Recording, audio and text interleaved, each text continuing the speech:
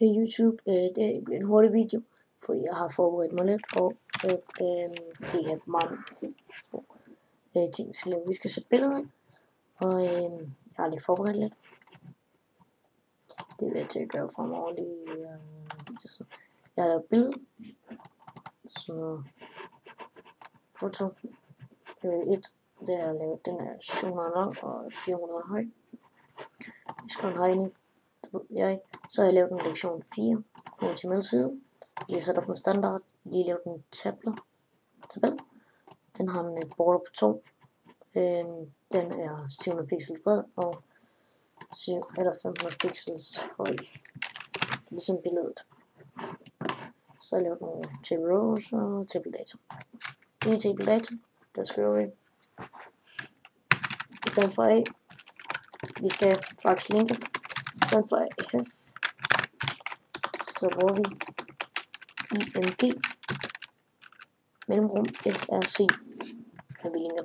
Det er ligesom HF eller AHF. Det var sådan lægger vi til foto 1 og PNG, og så lukker vi faktisk tagget sådan, og det er faktisk det, så burde det meget gerne virke. Yes. Så har vi et logo inde, og der er lige sådan en streg under, det er bare det. Det kan man selvfølgelig også fjerne, bare lige sætte borderne. Jeg plejer bare at sætte dem ind i bordet, tabeller for at holde styr på det. Så nu bruger den til 0, så nu bruger den være synlig, og vi prøver at opdatere sådan der. Så er det bare et billede.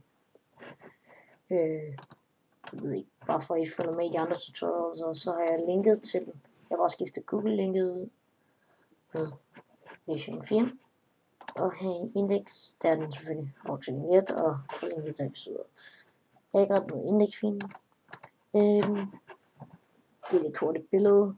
Man kan selvfølgelig også have en tilføje width. Lige nu, hvis man nu kan have 200 pixels på, og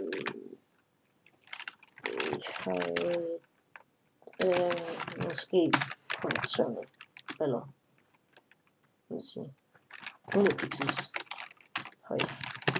Det kan man jo sagtens.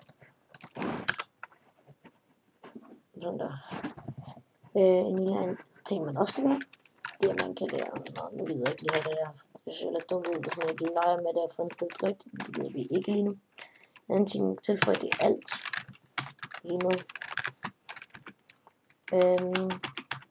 Ind i alt, der er en kort beskrivelse. Vi prøver lige lidt til mit foto. Og min ikke, den gør det ikke på Google Chrome, så vi prøver lige Firefox.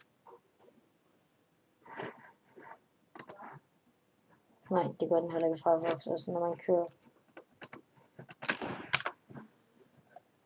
henover, så vil den skrive det der.